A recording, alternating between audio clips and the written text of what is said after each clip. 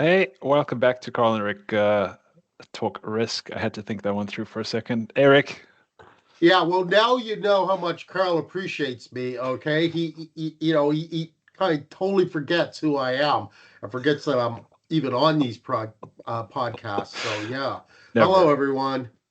Hey, um, Rick, I don't know about your weekend, but I spent it turning a screwdriver into IKEA furniture for a friend. 8 hours of wardrobe and bed, and all because I forgot my electric drill at home. It could have been 2 hours. Quite frustrating. Well, I've got a story for another time when we're really bored about electric grills and IKEA furniture. But you want to know something? I really miss the IKEA days. I truly do. IKEA is, a sign that you are first starting adulting and uh, making a first serious run at making a home. And, that kind of brings up thoughts of nostalgia for me. But anyhow, Yeah. Well, a secondary reason in Amsterdam, where my friend moved in, is that the stairways are so small you can only fit an IKEA box up there. yeah, well, there is that. There is Yeah, that. yeah. Rick, we have a I think a fun topic to talk about today. And I think it's a an author that I've probably mentioned on here before, but we'll get a little deeper in because he wrote a really interesting article. But I want to give some background quickly. The guy's name is Cal Newport. He is a Georgetown professor of computer science. Has been in that position for a while, but I don't think that's very interesting. The interesting part about Cal Newport is he's been writing books since he was about 18 on how to succeed in high school, how to succeed in college, how to stop using email, stop using digital platforms, and do deep work. So the one of the books read by Cal Newport is a book called Deep Work: How to Put Everything else, put the distractions away, and get down and do interesting work that's useful. Not just work, but like how to focus on it and do and pick the kind of work you want to do. But he's also written a book about digital minimalism, cutting out distractions from your life. He's big on the basically leaving the campus office at 5 p.m., not being like his colleagues who want to work all evening. So I think he's a really interesting guy. I've been following his blog, Study Hacks, for I don't know, probably 10 years or so. So he's been in my awareness for a while. I get his newsletter, and this article came up last week, and of course I shot it over to you right away because I knew it would be interesting. Um, so he's a computer science professor, so he's into Gen AI and what's going on in that realm, and I think that's useful for us to talk about because risk managers are on one end of that scale. Either euphoric, AI is going to change everything and going to do my job for me, or they think that AI is the worst thing ever and they want to avoid it at all costs. And the thing I like about Cal Newport is he's kind of in the middle. He gets the possibilities, but he's also pragmatic. How can AI actually be helpful to you today rather than give you hopes and dreams that may never be achieved? Um, so I want to get into some of his main points. Anything to say on the background before I jump in? First off, I have to admit I've been totally ignorant of Carl Newport. Yes, I did read the article that you sent me. Perhaps we could put out the link there. Yeah. I thought the intro of the article was uh, very interesting and very balanced. In my experience, it's a little out of date from my experience, but yeah, I thought overall it was pretty fair, or Yeah. was very as you said, balanced read or Yeah. balanced take on what's going on. Yeah. Yeah. Um, okay, I'll jump into a couple of his main points here. So I can see why it might seem a bit dated because he said at the beginning he's kind of collecting all his thoughts on AI regarding how it's going to be useful in the workplace. So some of those might be old thoughts. Um, so when AI came about more recently, it was text production that was kind of the big craze. Like it's going to write so many emails and letters and that really hasn't panned out. So he gives a survey that says about 5% of internet users have used ChatGPT to help write emails and letters, which is not that many. This just But I gotta stop you there. And yeah, again, I'm in a very different situation now. Being mainly a professor, yeah, okay, rather than in the workplace. Having said that, I teach an executive MBA course. It is extremely rare for me. I should say extremely rare. That's an exaggeration, but at least 50% of the emails I got are AI produced, even from my exec oh, ed students. And so, these are huh, students. A lot of them are your age and at your stage of their working career. And so if I extrapolate from that, and I'm assuming that hardly anyone's, again, an exaggeration, but at least mm, 50% of the people are using it for the most mundane, stupidest emails that they could have just whipped out far yeah, quicker without it took them longer to yeah, put the prompt in than it did to write the damn email. Well, that would yeah, have taken to write the darn email in the first place. yeah, yeah. 50% is high. I'm Yeah, seeing them, I'd but actually say that's that's a low number. I would say that's okay. a low number of the emails that I'm getting. On assignments, it's a little bit different because again, I'm now teaching this summer. We're now on the third assignment for most of my classes. Have a heavy teach load this semester, and after the first assignment, most students learn that um, they can't. Oh, first off, virtually all students. I shouldn't say all, but again, over half the students used AI in part. Yeah, Those that used it in whole realized that it's not a simple exercise of putting your um, assignment question into a prompt and cutting and pasting what comes back. yeah, But again, I find I when I read the article, I said 5%, no freaking way in a professional setting, or yeah, at least in my experience, saying I could be hmm, totally out there on one of the long tails, good or bad. yeah. Could be. Hey, I'm Um, sorry. That was a no, that's long interruption, which probably didn't merit it. But no, that's what this is for. Yeah. Um, so that's text production. That's, one of the yeah, early hopes of Gen AI where it's going to be useful. The next one is how I use it. About 90% of the time is, and this is smart search. So instead of going to Google, a lot of times I'll put it in ChatGPT and I'll ask it for like, you know, I was asking it about my olive tree yesterday.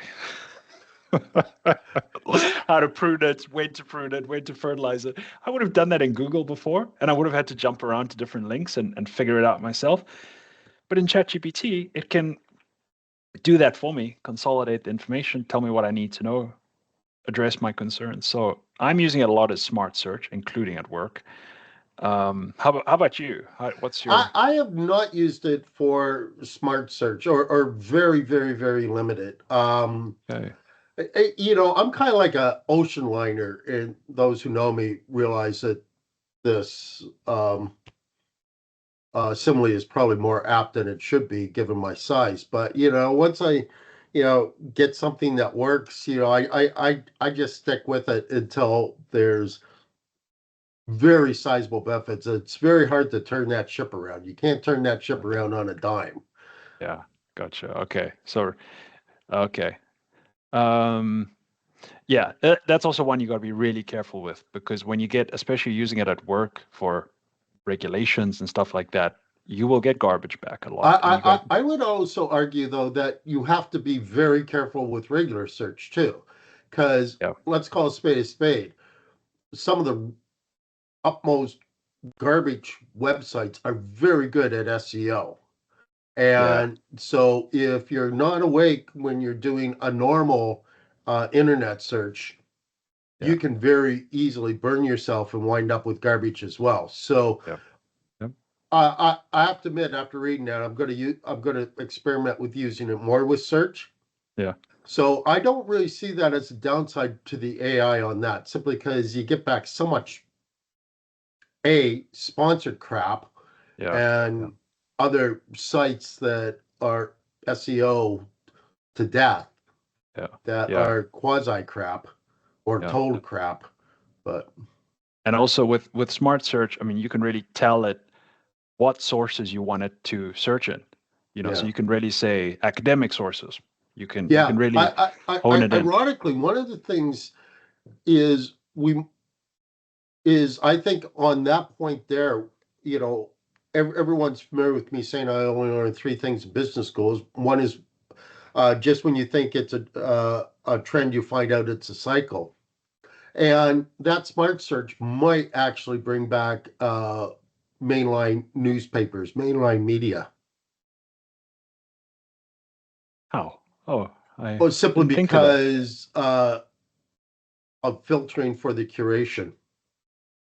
The fact that Ah, the fact that the web is producing so much stuff and AI yeah, can search all of it, all of a sudden we need intelligent curation yeah, yeah, to help us out again. yeah, Um, Having said that, ironically, a lot of the mainstream media, in my opinion, have sold their soul to the clickbait. yeah, And for every serious article that they put out seven about some celebrity's underwear or something to get the clickbait. yeah, And there's only a few that have, in my opinion, remained true to their original yeah. mission. You're seeing some nice startups as well in the news space. Um, Yeah, I think this is already happening, Rick, because I'm aware of one. They sponsor a YouTube channel that I like to follow for the news. It's called Grounded News, and they will give you the coverage breakdown of a particular story by the left, center right, and far right. They'll say exactly which media sources are covering the story. So sometimes you'll see a story just being covered by one side, which is, you can take that into account when you're reading the article. So it is happening. The smart curation that you're talking about. yeah. Well, I've been a And subscriber of another weekly uh, news magazine that does the exact same. For each major story of the week, they give you a snippet of what the left wing media was saying, nice. what the right wing media was saying, and what the centrist media Yeah, was saying, yeah, it's basically almost like a news clipping service. yeah, yeah, yeah. I That it's short summaries. that can be a real wake up call sometimes when you've been in a particular bubble. Yeah, Um, okay, I want to move on to the next one, and that is computer programming. yeah. That's where And I've used it almost exclusively. same a little bit. The idea is you can be a novice, like, certainly like I am. I think you're far more experienced in programming languages, and yeah, write a small program with ChatGPT's help to do very useful things. Yeah, and there's not that much that can go wrong as well. It's not like smart search or these other ones that you have to be really careful. I mean, it's computer code. It either works or it doesn't, and it can help you troubleshoot a little bit as well. So I have to send, quite standardized emails once in a while for intelligent risk. You know that because we've worked together on it. And it's a time suck to write it from scratch, but there's certain parts I wanted to say, dear Rick, not dear to whom it may concern. I would like to personalize a little bit, and that's what I've used Power Automate and ChatGPT to do. Um, so I find it very useful, but I like this statement, Rick. You came to mind when I read it. This is from Cal Newport talking about how, yes, it helps novices do some programming by themselves. However, and this is quoted, despite recent hyperbolic statements by tech leaders, many professional programmers aren't particularly worried that their jobs can be replicated by language model queries, as so much of what they do is experience-based architecture design and debugging, which are unrelated skills for which we currently have no viable AI solution. Um, I think what he's saying there is in one of your book recommendations, the about the motorcycle. Oh, Well, I just finished it. Zen in the Art of Motorcycle, or sorry, No, the other one.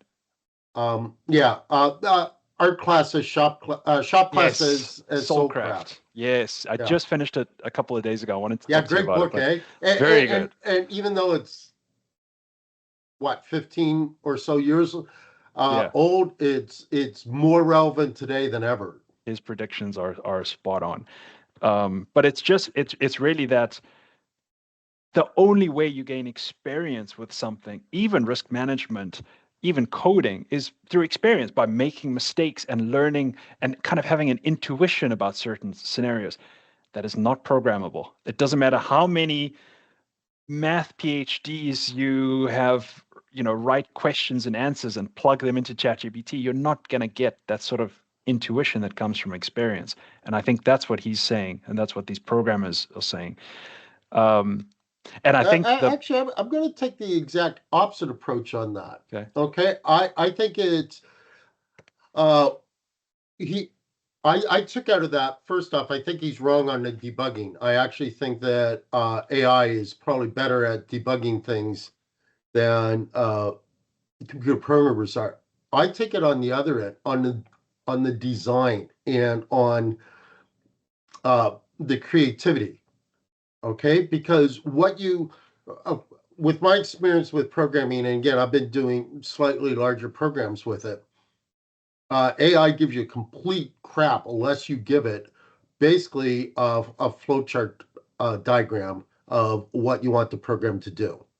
Okay. okay, And I'm not okay, talking about programming in, the automation of the names in an email or whatnot. I'm talking about a program to do something. And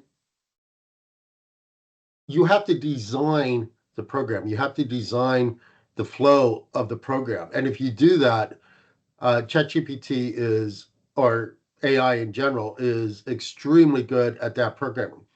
Also, if you say this snippet of code didn't work, it did ABC, whereas needed it to do XYZ. It's very good at debugging that as well, in uh-huh, my experience. okay, But you have to know that it did ABC instead of XYZ. And so okay, again, you need the irony of automation comes in my opinion, anyway. The better the programmer you are, the more you get out of AI, and the least and the lesser experience you have in programming, the less that you're going to get out of it.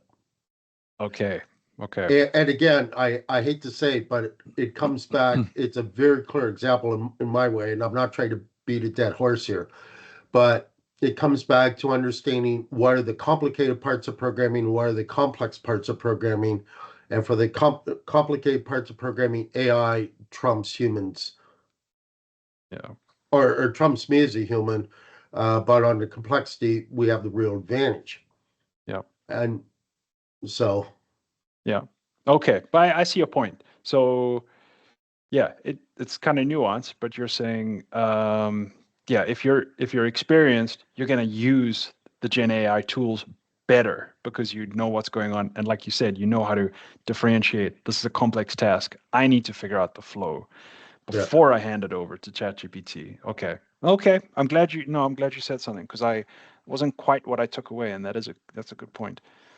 Um, yeah. So I mean, yeah, and I think that it translates well to risk managers too. That if we get more experienced and better at using these tools, um, and figuring out which cases they're good at and which they aren't, we stand to benefit. But again, the irony of automation, I think, is a critical issue for risk management.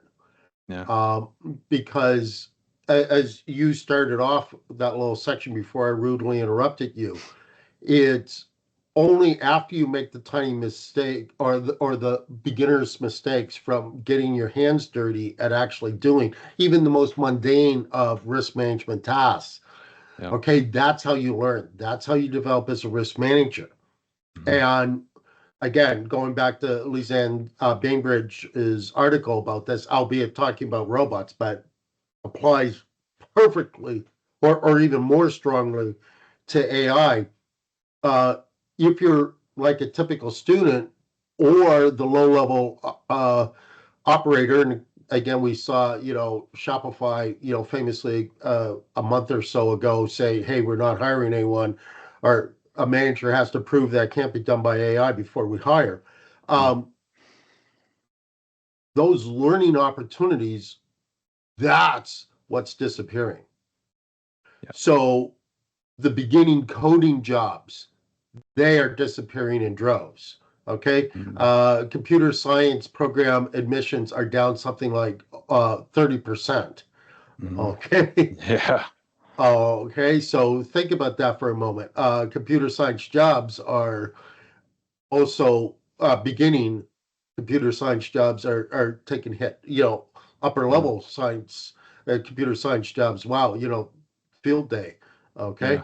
Um, Awesome to be in that field at the moment. So that becomes a problem that we only see in 10 to 15 years when those people get to middle management. Yeah. It's almost like the bottom Or part of the ladder is being taken away. exactly. How do And you get up to that rung? I mean, if you don't go that, through that it. that's it exactly. That is it exactly. Hmm. Okay. I've got one more thing I want to touch on in the few minutes we have left, because I think it's a helpful BS detection kit for risk managers. So Cal kind of gets into the reason why there's so many hyperbolic claims, why people go so euphoric about AI. And I think they're pretty useful. I think we could even add some. I'm not sure if any come to our minds. Um, First one, scaling was incredible at the start. So he talks about ChatGPT, 2 versus 3 versus 4. There was incredible gains with the size of the language models, and the incredible things they could do. And I think the one example I remember, because a friend kind of updates me on this stuff quite often, is how they were performing in like law exams. The bar. At first they were kind of failing and then barely passing, and then they were almost 100% on it. So they're doing much better on that stuff. The second one actually ties into what I just said: IQ test performance. So if you plug in enough math PhDs or lawyers or whatever the case is that are feeding this model, it's going to get better at those things. So it's doing way, way better on IQ tests. It's performing well on them. But again, that's very specific to the task at hand. It's not complex. So this is another reason why the claims about AI are still blowing up. And the last one is tech CEOs can say whatever they want, and they never get asked about it later. And the one that came to my mind was Zuckerberg on the metaverse. We were all going to live in the metaverse. Everybody wanted to live next to Snoop Dogg's meta house and use what was it, NFTs to pay for everything, and none of that. I mean, I don't know if anybody's still on that stuff, but huge claims, no backing. They create this image of the future that doesn't is not really tested by reality. And I thought these are good to keep in mind as a risk manager. When you hear these claims, be careful. Well, first off, I think the people that made those claims about the metaverse were living too close to Snoop Dogg's place and um, inhaling too many of the odors coming out. Having said that, I still believe that AI is way overhyped and way underhyped. I believe that with AI, and again, I go back to two experiences. In the early 80s, I was so excited about AI. But then again, most of the people listening to this podcast weren't even in existence in the early 80s. So I'm an old fart on that. Having said that, this time I think that there is real traction, and we have had real traction over the years, albeit it hasn't been what we call AI, but expert systems, yada, yada, yada. Yeah. But I also believe that AI is massively underhyped. And in many ways, we are the frog in the water that is slowly being heated up. And right now, we think that it's a very nice lake that we're in, and we're on a very nice lily pad. Um, and just like the internet, today, most people have no clue about when the internet first came about. Very few people remember what it was really like to hear, "You got mail." Okay. And, the vast majority of people who can't exist without their smartphone today have only heard that phrase through a video clip Yeah. on their social media. And so all of this stuff percolates around us. And I believe that AI is actually underhyped. And 20 years from now, we'll be using AI in ways that we just absolutely, and it will be so assimilated into our lives in ways that right now the internet is so assimilated in our lives. And when you're watching a classic movie and someone goes into a payphone, you think that's really quaint, but people have no idea what it was like to have a payphone. And if the person wasn't at the other end of the line, well, guess what? Okay, there were no voice recorders. Okay, you couldn't instantly reach anybody anywheres, and it's changes like that we don't really anticipate and that we don't see coming until they're such a core part of our lives, that we don't even think about it. And that's why AI is being underhyped, in my opinion. Yeah. The hype about, living in a metaverse, and all that. Again, just one more quick comparison Yeah. is we're all going to be paperless when the printer came. Okay, Yeah. well, printers have been with us for what? You know, You mean email? oh, sorry, no, sorry, digital documents. Okay, digital Oh, okay. documents. Okay. Yep. Sorry. The printer, sorry, I got that totally backwards. The printer was going to go the way of the dodo bird. Okay, Yes. digital, everything's going to be digital. Now that we have Word and, we have file systems and file sharing systems, we're going to be paperless. Well, we've Yeah. never been more swallowed up in paper Yeah. as now. Yes, paper has gone the way of the dodo bird in a lot of ways, Yep. but um, you know, It's kind of like cash. Now that I think about it, cash has gone the way of the dodo bird. it is going. Yeah. But Yeah. That's for sure. Yeah. although Um. if you go to the States from Canada, you're shocked at how much cash, Yes. physical cash, there still is. But Yes. Yeah. Exactly. Yeah. Okay. I think that's a good note to end on. Fun conversation. Go and read Cal Newport. I'll link to the article and see what you think. Comment on the video if you have something we didn't think about. And until next time.